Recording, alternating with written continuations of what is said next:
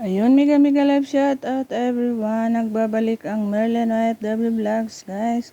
So, i-share ko ngayon ito sa inyo, guys. Itong bula-bula o sa Pilipinas pa ay bula-bula.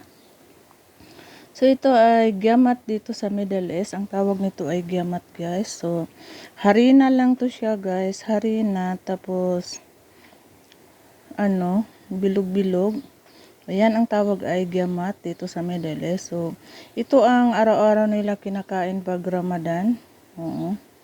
Yung unang kain nila sa putor. Ito ang kinakain nila. So, may giamat ay may dito, may gesta.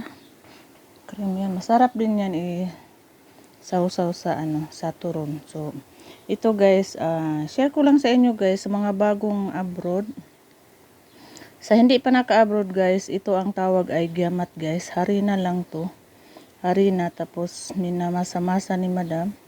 So ginawang bula-bula. Oh. So ang tawag nito guys ay giamat. So shout out. So pagkatapos nito guys, pagkatapos maluto, lagyan ng honey. So masarap na siya guys kasi nilagyan siya ng honey. Tapos kung ako ang kakain nito ay isawsaw ko to ito sa gesta.